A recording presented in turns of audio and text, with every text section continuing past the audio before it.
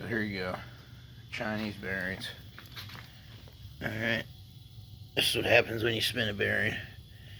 I would not put grease on the inside of this. I watched a fella doing a press-on deal, pressing on his bearings, and he said the same thing I was thinking. Lubricating that to make it sure it fits in there, it's a good idea, but it kind of defeats the purpose of having a dry pressed fitting. So, yeah, this stuff will spin. That's not supposed to spin. That's supposed to be pressed on there. That's what happens when your bearing spins. Probably should be grateful it didn't lock up. But yeah, I tried using that. That is not going to work. What it did is it just kept spinning and kept spinning in there, even though I had a new bearing on it. It still wanted to spin on that, and it just kept wearing it down, wearing it down. I was just getting more and more slop. But yeah, you want to make sure you replace your seals.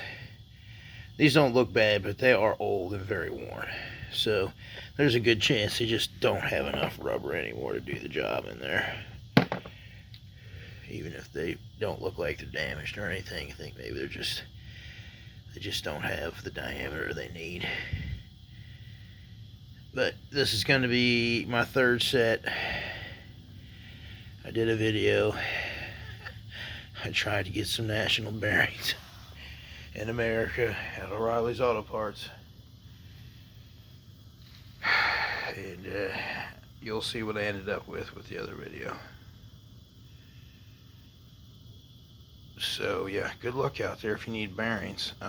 Koyo, Koyo is it's like, oh, I can't remember what they have another name, but they're in collaboration with Toyota now. So I'm wondering if I'm not going to get the closest I'm going to get to the original Toyota bearings, because they're not making them anymore.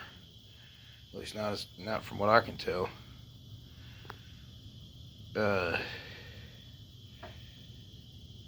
Maybe that's my best bet. I don't know. I'm going factory direct though from here on in. I would suggest everyone else do the same, because it's a jungle out there when you're talking about wheel bearings for a vehicle. You should watch some of the other videos after you're done watching this one, because it's something else. You know, you go to O'Reilly's to buy some national bearings, which everyone supposedly carries. And I don't know what's going on down at the national bearing factories, but I got NSKs from Japan in national bearing boxes. So, yeah, I'm going to leave that alone, because I think I covered that enough in my other video. This video is for the mechanics. Don't waste their time with Chinese. Don't waste your time. Don't waste your money and your time. Don't waste their time and money. All you're going to do is frustrate them. They'll take your money. But this ain't easy. Pressing these things in and out can get tricky and can get to be a pain in the butt. A lot of times you got to cut that inner race out. So save yourself some headache. Save your mechanic some headache. Don't have to go back to him with your tail tucked between your legs and him giving you the stink eye. Just get some quality bearings, and good luck finding them. At this point, good luck finding them, because even when you get to that point where you understand you need quality bearings, you're going to find out that they make them everywhere. They make them in all the American companies, apparently, from what I can tell. They make them in other countries. So, yeah,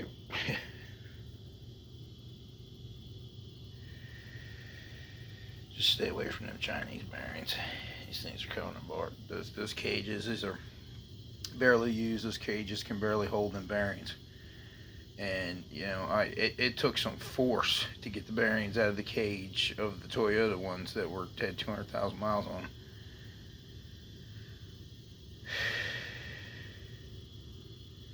Yeah, so check your national bearings too, because there's a good chance you're not holding national bearings. Take a good look. It's probably got an NSK stamp or something on it.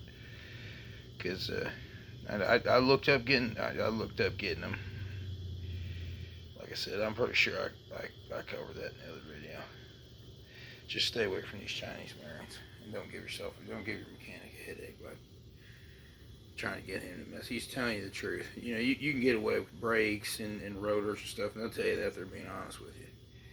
But you don't want to do these. You don't want to do this over. Your mechanic don't want to do it over. I'm sure he'll be happy to take your money, but he don't want to do this. This is not a fun thing to do. It's dirty. It's messy. It can go wrong all kinds of different ways. Those clamps can come pop. You know, I've heard them doing all kinds of wild stuff, getting people.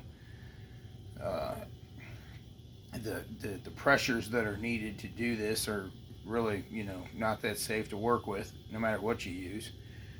And I got a shop press, and I got a kit.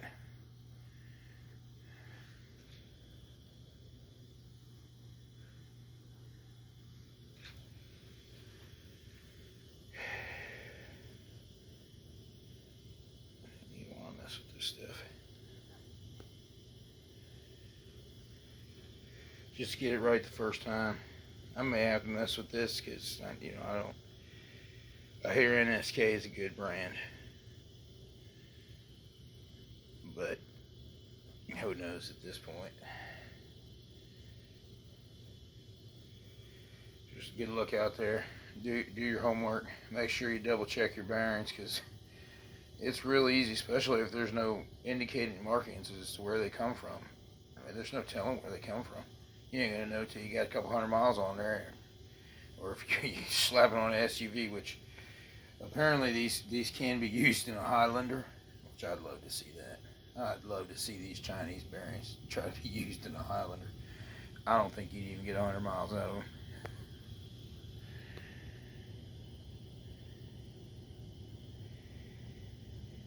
Yeah.